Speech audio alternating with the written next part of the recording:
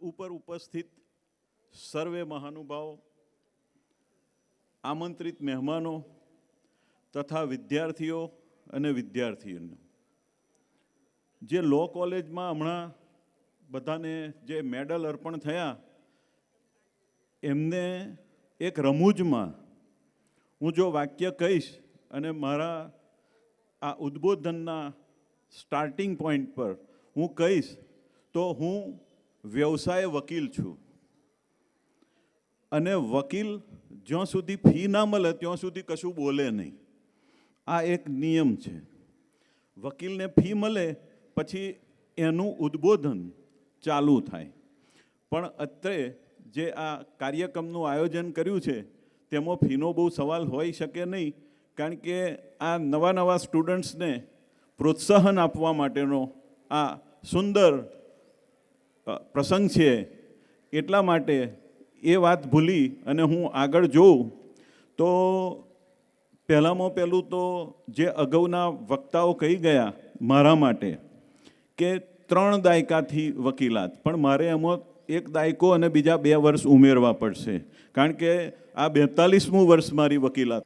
મારી સનદ 1983, પરંતુ મને ઇસ્યુ થયેલી 1984માં. સૌ પ્રથમ આણંદ બાર એસોસિએશનનો હું પ્રમુખ બનેલો 1994માં. ત્યારબાદ હું ફરી 2009માં પ્રમુખ બન્યો અને આ 3જી વખત Anand bar association, Anand district bar એસોસિએશને મારી જે વરણી બિનહરીફ કરી એ બદલ અત્રે ઉપસ્થિત વકીલ ભાઈઓ બહેનો તેમજ મંચ ઉપર ઉપસ્થિત શ્રી બિપિનભાઈ, આ બધાએ પણ મને સૌ મદદ કરી અને મને બિનહરીફ પ્રમુખ તરીકે જે નિમણૂક કરી અને સત્તાનું સુકાન સોંપ્યું છે એમાં હું ખરો ઉતરું એવું પરમ કૃપાળુ પરમાત્માને એ હું મારું વંદન કરી અને એમના આશીર્વાદ માગીશ. હવે જે આજનો જે કાર્યક્રમ છે, માતૃશ્રીને યાદ કરવાના, સરદાર પટેલ સાહેબને યાદ કરવાના અને માનનીય વાજપેયીજીને યાદ કરવાના, અને એ પ્રસંગે જે આ મેડલનું વિતરણ કરવાનો પ્રસંગ છે એ ખૂબ આજે બીજું કે 25 ડિસેમ્બર ક્રિસમસ, ખ્રિસ્તીઓનો સૌથી મોટો તહેવાર, જે આપણા હિન્દુ, મુસ્લિમ, શીખ, ઈસાઈ સૌ ભેગા મળીને આપણો જે બિનસાંપ્રદાયિક ભારત દેશ છે એની અંદર આપણે હળી મળીને જે એકબીજાના પ્રસંગો ઉજવીએ છીએ, જેમ કે દિવાળી હોય, ઈદ હોય કે પછી ક્રિસમસ હોય, એના એવા સારા દિવસે આજનો જે આયોજન એપીએમસી તરફથી કરવામાં આવેલું છે તે બદલ હું બિપિનભાઈ સાહેબને ખૂબ ખૂબ અભિનંદન આપું છું. અત્રે બધા જે ઉપસ્થિત થઈ અને આ પ્રસંગ માણી રહ્યા છે એનો પણ મને ખૂબ આનંદ છે.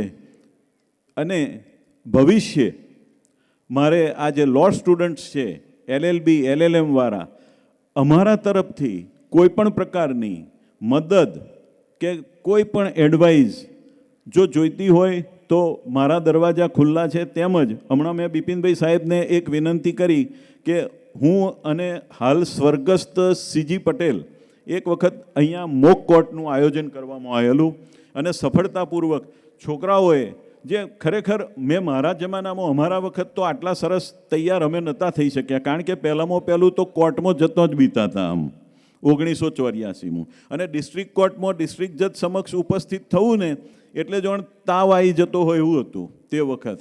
પણ અત્યારના જે છોકરાઓએ અમારી આગળ રજૂઆત કરેલી, મેં મોક કોર્ટમાં 2-3 વર્ષ પહેલાં અમે આવેલા, મેં બિપિનભાઈ સાહેબને વિનંતી કરી કે આ વર્ષે તમે, હું જ્યારે પ્રમુખ છું ત્યારે આ પ્રકારના અમને બોલાવવાના પ્રસંગો 2-3 ઊભા કરજો.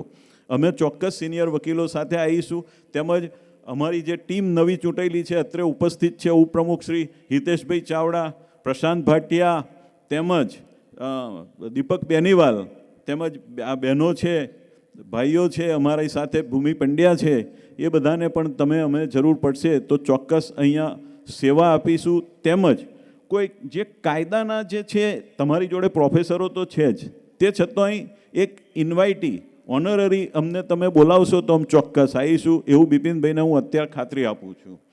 એ એટલું કહી અને આજના શુભ પ્રસંગને આદર આપી અને હું વિરમું છું. જય હિન્દ, જય ભારત.